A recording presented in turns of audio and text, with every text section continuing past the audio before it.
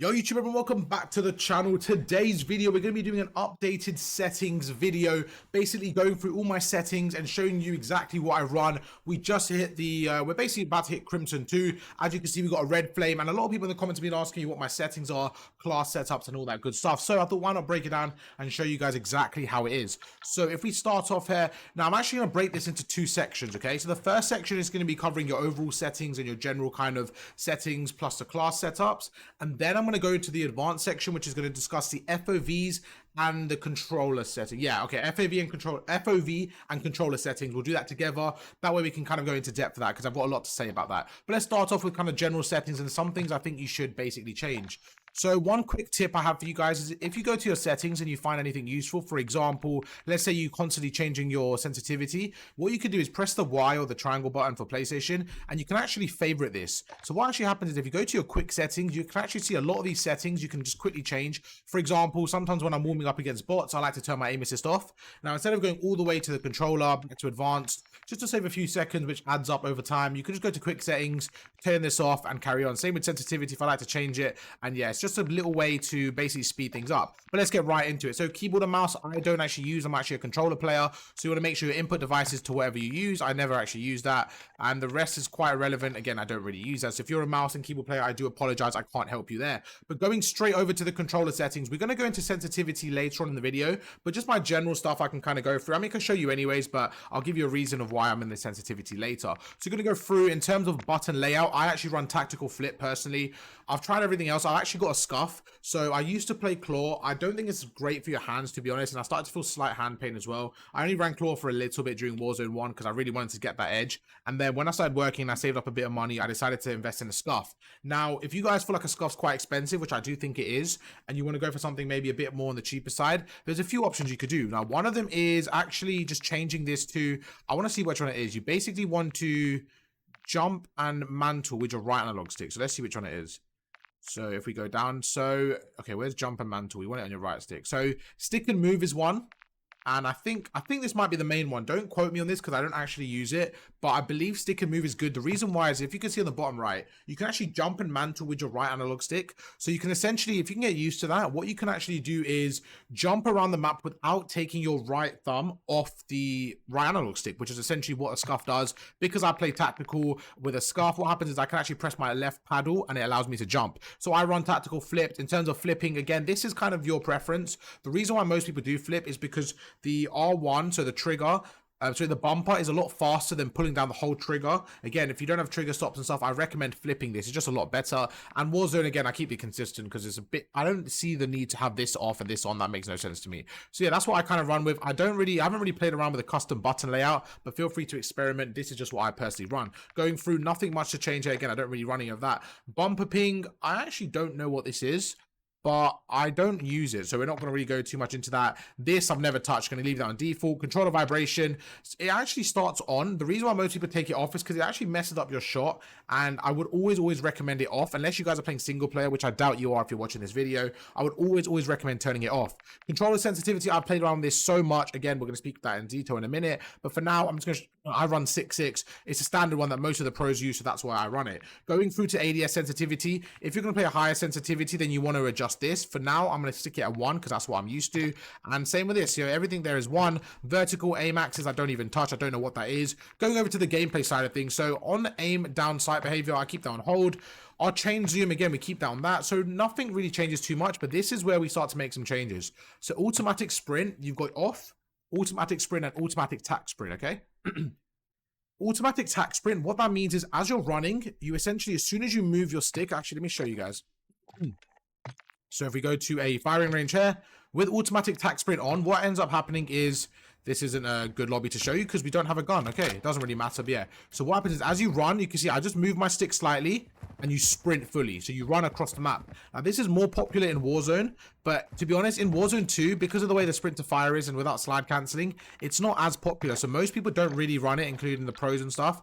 So what I would recommend is having it on automatic sprint. What this means is if you move your stick slightly, you sprint forward. You don't tactical sprint. And when you want to tactical sprint, you can then tactical sprint. The reason why it's better is because I used to run automatic attack sprint for the longest time, but now I switched to this. It's so much better because when you're in a gunfight and you don't really want to be attack sprinting because you want your gun up, you can just kind of sprint normally, and it makes you a lot more aware and just a lot easier to get your gun up. So that's what I do. Equipment behavior standard. This is standard as well. Some of these things I think you can probably change, to be honest. I just haven't really done so. For example, this, I don't think double tap ADS is the worst. I think TP plays on this. So the stuff like this, I think is just very customizable and depending on what you want to do. With the prioritize interact, this is probably the one that most people have different to me. Again, all these settings are quite customizable, so do it how you want, but this is what I do. So normally you have tap to interact, I believe. So for example, if you're going to a door, you basically just tap it and it goes through, right? Or you hold it. I can't remember. So anyway, my point is I prefer prioritize interact. The reason why most people don't like this for multiplayer is because if there's a weapon and you have to reload and stuff, what you have to do is you have to hold X for me to do so. So for me, if I see a weapon on the floor, but I want to reload, I have to hold X to reload. But if I don't see a weapon, I can just tap it. The reason why I like it is because, say for example, there's a door in front of me or something like that. I don't like holding X. I like tapping it. For me, it's a lot quicker. It takes some getting used to, but when you play Warzone, this is definitely what you want to have on, because when you're picking stuff from the ground, you just want to tap X once and it basically picks it up. So if you guys play multiplayer, most people play tap to interact or tap to reload. I'm not really sure which one. I'm pretty sure it's tap to interact, but I personally like prioritize interact. That's just a personal preference. I don't think most people do so. If you play Warzone, make sure this doesn't apply at all. Just a small change, but very, very useful. In terms of advanced, we want target aim assist. Obviously, you want that on. Aim assist type, you actually want this on default. I mean, I used to play on Black Ops, and those were the two main options I ran, Black Ops and default. But recently, I would not say recently, this whole year I've been running default just because I've seen a lot of pros run default. Me personally, I don't really like these settings. I feel like they get way too complicated, and I'm just not a fan of them. So I kind of run default because I think it's the easiest thing, and I'm quite used to it. So feel free to experiment. But I really think sometimes people kind of overthink these things, and they worry more about their settings, and like, you know, they just start to blame their settings, where for me, I'm like, right, I'm just going to stick to default because I know that a lot of the pros use it. So it's not like it's a bad setting, and I'm just going to improve my gun skills. So that's the way I look at it. Aim response curve type, this one's a bit different because dynamic is extremely broken and you really want to have this on. In terms of aim assist type, no one really knows the best type because pros use different ones. Where aim response curve type, every single pro uses dynamic, so you can just see from that point there that it's the best one. So make sure you run dynamic. It's incredibly broken and it's actually made aim assist a lot easier over the year, so make sure you use that. ADS multiplier, I keep that the same. Customize custom sensitivity. If you're running a high sensitivity, I would normally run it on, but yeah, I don't really use that now. Input dead zones. For dead zones, I've experimented. It depends on your controller, but this is what I currently run. Dead zones are basically if you find that, you know, you get stick drift. So without moving, you feel like your right analog stick moves right or left. That's because you have stick drift. So me personally, because I got a new controller a few weeks ago or months ago, I actually have it on this and I find it okay. But yeah, again, use the kind of, these are standard and then you can adjust it, you know, depending on your controller and stuff. But that's basically it for me. I run this, so if you guys want to maybe copy it and then tune it towards your controller, I would recommend tuning it towards yours because everyone's controller is slightly different depending on when you got them. Gonna go through here, the gyro behavior, make sure this is off. This is very, very bad for your aim. I don't know why it's in the game. We're not even gonna get into it. Just make sure it's off. Going down, is there anything else there? Yes, so movement behaviors. This is probably the most important one. So auto move forward, I leave off. All this stuff I kind of leave basic. In terms of tactical sprint behavior, this is the only one that I actually have different. So I have the single tap run. What this does is just makes it slightly easier for me to get between the tactical sprint and the normal sprint. So pairing this with the other setting we had for the movement, these are the ones I recommend, just from personal preference. And again, looking at the pro settings and experimenting, this is what I find the most success with. So if you guys want to try it out, I always recommend this because I feel like my movement's pretty good at, you know, when I'm practicing and I'm feeling fine with it. So I don't think the settings to blame. Sometimes my movement's a bit sloppy, but that's down to me and just not practicing. So I think in terms of controller settings, these are the best ones to run. Going through, nothing here you really want on. You want all three of these off just because it kind of messes up your mantle, and you want to be able to have some flexibility with your mantling, and you want to be able to control how you do so. So make sure these three are all off. Invert slide and dive behavior is the most important setting. I don't even have this on my favorite because I always constantly keep this on. I'm actually going to put it there just so when I, you know, go to show people, I know where it is. So what you want to do is you want to keep this on inverted. Now, the reason why and the reason what it is you have sliding and diving, okay? I'm just going to assume that you guys have it as a right analog stick. So what happens is here, if I go back to controller set, back to the firing range, if I just tap my right analog stick, okay, I actually dolphin dive. Now, most people, without having it on, you're going to end up sliding. If you tap it, you slide. But with this game, we'll get to the movement guide in a second. But for now, this is a separate video, so the movement guide will be a separate video. But in terms of what you want to keep on the right analog stick to dive. So as you go through, you're just tapping dive, right? Just tapping the right analog stick actually makes you dolphin dive. And it's so much easier when you're trying the other movements that we will get into in the other video. But it's basically like a lot of the movement in this game, and to reset your tactical sprint, you do actually want to dolphin dive. So you just want to make it easier on yourself. That's kind of the main principle. You want to make it easier on yourself, and that's exactly why you do that. So let's go back to the advanced section. Where's movement? So yeah, make sure that's on inverted, and then it might take some time to get used to, but as soon as you're used to it, you will be good to go. It's very, very effective. Plunging underwater, you want to have plunge freely. So in maps like Hydro, and I don't know any other map with water. Yeah, maps like Hydra, you want to be able to kind of move around freely and just be able to position yourself in areas where you want to, have the advantage. So make sure that's on plunge freely. Do not have it on movement. Going to go through parachute auto deploy. I don't really mess with. Nothing else really matters here. I'll put this on. I'm not sure what the default is, to be honest, but I leave this on. You always want to be able to do that. You want to like kind of run through doors and stuff. I don't think I touch anything here. Let's see if there's anything that's maybe a bit random that we haven't addressed. Yeah, I think everything else looks good there. In terms of graphic settings, in case any of you guys wondering, I use full screen borderless. I obviously make content, so it's slightly different. I'm not sure what you should run for like maximum FPS and all that, to be honest. I don't really know all that stuff for settings. I'm more about the controllers and all that stuff, so we're going to leave that for now. Is there anything else for there? No, that's fine. So yeah, let's go back to graphics. We're going to leave that for now. This is my PC specs and stuff. Nothing too crazy. Got it like 2 years ago. Going down, I don't really touch any of this, but if you guys were wondering, these are my current settings. I probably should update these, to be honest with you, but yeah, we don't really touch any of that. Leave this on 100. All this stuff is kind of standard. This is for your FPS. If you want to maximize your FPS, I recommend following these settings. So you go through, you can see most of them is on low. Now, if you want the game to look really crisp, then I recommend changing this, but to be honest, my game looks pretty good with all this on low, and that maximizes my FPS, which is the most important thing for the game. Gonna go through here. Most of these are my settings. If you guys want to, like, I'll try doing it a bit slow so you can kind of follow through. And yeah, nothing too crazy. Everything's on low or medium depending on what it is. And I'm not gonna lie, say I've made these settings. I have no clue what any of this means. I just looked online and followed the best settings for this because I don't know what these means. Like, I have no idea what particle lighting, like I don't know what low or normal means. I have no idea. I just made sure I follow the settings to give me the best FPS that all the pros use. Going through, another massive factor is weapon motion blur. This has to be off. If this is on, you are trolling. This will make such a massive difference. You actually play like you're drunk. If this is on, you literally play like you're drunk. Do not have this on. Make sure you turn it off. And yeah, going through to the view side. So I actually run 103. Again, we'll get to that in a minute. But that is my FOV right now. Going through, nothing else crazy here. Don't really adjust anything else. Into the sound. This is, again, very customizable because the way I record and the way I've set up my audio, I have it very, very low. But yeah, there's nothing really crazy there. I have this on PC. I've tried different ones, and PC for me is the best one. Going down, nothing's too crazy here in terms of the sound and stuff. I feel like that's kind of customizable. And yeah, that's basically all my settings. So now, what's the next stage? Now, the next stage we want to talk about is the FOV and the controller settings. So why do I play on those sensitivities? So to kind of show you guys, let's go into a private game and we can discuss it slightly more. So if we go through into a private lobby here, let's kind of just set up some bots really quickly. So we want to go through, go to free for all, wait for the map to load, because it takes about 10 to 20 working days. This always takes the longest bit. So let me fast forward this bit and see you guys in the gameplay. Okay, so into the gameplay now. What we want to do, let's just start off with field of view. Okay, so let's say we go to 120.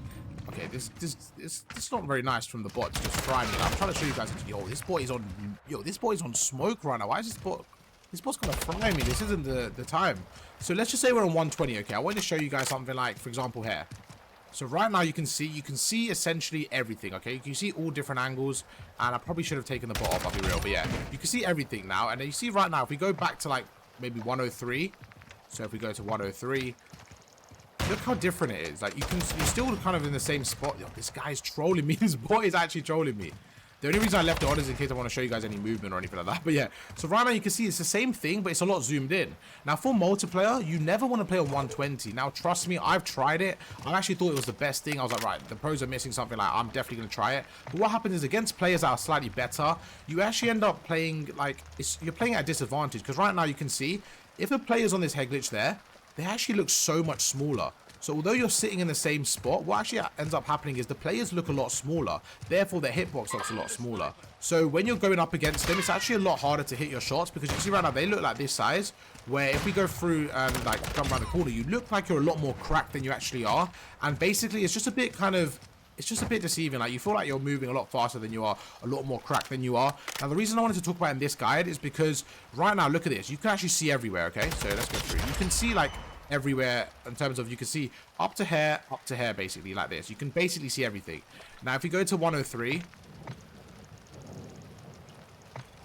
you can see a little bit less. So you can see I can't really see the edge of that, and I can't really see inside there. Now, it's not a massive difference, but that slight difference is the reason why some people prefer to have a wider FOV.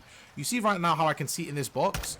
I couldn't see in that box with my lower FOV. So essentially, you are sacrificing your vision with a lower FOV. So why would people do that? That's the main question, right? If you can see more, surely that's the best option.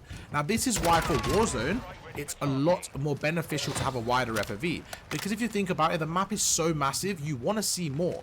Where with multiplayer, because most of the time you're not going to be in scenarios like this. You're not going to be in scenarios where you're sitting like this and you're watching everywhere. Now, don't get me wrong, there's definitely times where it's beneficial, like being able to watch everywhere at once. But the main reason why people don't use it is, first of all, with the time to kill, you have to make sure you hit your shots, okay? If somebody's sitting on this head glitch, like say somebody's sitting on that head glitch right there, with 120 FOV, if I'm sitting here, it's a lot harder to see him. Like you can see right now, it's a lot harder to spot that guy and take him out than if I was to do this. Let me kill this guy. Yeah, so it's a lot harder to take this guy out there than if I was to go here and put this back to 103. So right now you can see it's just slightly closer, but that makes all the difference in gunfights like this. Now there's rumors as well that 103 is the maximum amount of aim assist that you get. Sorry, the maximum FOV you can run before your aim assist starts to get affected. Now I personally don't know how true this is. I've seen mixed kind of reviews from even the pros in the game and like Warzone streamers and all that stuff. So I honestly can't really judge on that. I can only say what I know. But what I know is when playing with a lot of different FOVs, I'm very comfortable with 103. And the reason why I talk about comfortability is because I think it's important. I think you have to basically play somewhere you're comfortable with. Now, I've actually experimented with 120 and I do enjoy it. I think sometimes it makes me feel like a lot more cracked and I'm able to camera people. But what I notice is when I'm going up against people, especially in multiplayer, I feel like I have to be a lot more accurate with my shots, and sometimes I feel like they kill me, like they jump around the corner, and because you look faster, right, what happens is your opponents look faster as well. So it's not actually an advantage, because what ends up happening is as they approach you around the corner, these guys look insane. So that's why it's so difficult to kill them. So the reason why most people do it in Warzone, play 120, is because of the map, and also you got to think about it as well, right? It's harder to hit your shots on 120 in terms of, in my opinion, like I think the visual recoil is better, but in terms of actually hitting your shots, it is slightly harder, I would say, because it's just, you know, a smaller target essentially. The players are smaller, so you're gonna have a harder time to hit the target. So if we go through here and you see this, right, like look how far these players are, these bots are, whatever. And then if we go over to settings and we go to like graphics, go back here, and we go back to the 80, like look how zoomed in they are. So you can see that we're a lot closer to these shots. So technically, from here, you can actually have more of a chance of hitting your shots. But then look how weird it looks. Now, if you go on the other end, right? So look how close this is. Then we go all the way to the other end. I want you to see the difference. Like, I know it's quite drastic from 80 to 120, but this is what we used to play on console. We used to play on 80. Now look at this. Like, they look miles away compared. Like, they actually look like they were here before, and now he looks far. Now, I mean, the bot at the back, I don't even think I'm gonna be able to get a shot off. Like, that is impossible. And that is the difference in FOV. Where with Warzone, with the kind of the way the game works, you can kind of get away with that, because even though the guys are far in Warzone, you have more time, more space, and you actually have more visual recoil to control with 120 FOV. But with multiplayer, what you want to do is find the sweet spot. And I personally believe the sweet spot is, for me personally, 103. I've experimented a lot, and I love using 103. I've tried 105, and I think 105 is okay as well, but I don't know what it is. For me, 103 is a sweet spot. Now, the reason why I wanted to pair this section with the controller sensitivity is because I think they go hand in hand. Now, for me, the default section and standard thing you should probably try to start with is 6.6 in your controller settings and 103 FOV or 105. And then from there, you can tune your game. So imagine this is your starting position and you think, you know what? I want to go a bit faster in my FOV. I want to switch I want to go a bit faster in my shot and I want to flip it through. What you want to do is never change your FOV and your sensitivity at the same time, because I'm not sure if you guys realize, but when you change one of those factors, it makes the other one act different as well. So what that means is if I change my FOV to 120 without touching my sensitivity, I'm going to feel a very big difference in my shot, because the overall map just looks bigger. So you feel a very, very big difference. So what you want to do is you want to try different combinations and see what works for you. So for example, you might run 120 FOV with a 10 sensitivity, okay? and you might feel like, you know what, this sensitivity is way too high, I can't control it. And then what you might do is you might end up switching both the FOV and the sensitivity. And then what you might find is, I hate this. So you can't find a middle ground. So what I recommend is switching one at a time until you find something you're comfortable with. So me personally, as I keep saying, 6.6 is just perfect for me. The reason why it's perfect is because my centering is a lot better on there. I used to run a higher sensitivity. I think in my last actual settings video, I ran 10.7, which I ran for the longest time. Recently, I've gone back to 6.6. And I think the main time where it affects me is when I'm going up against better players.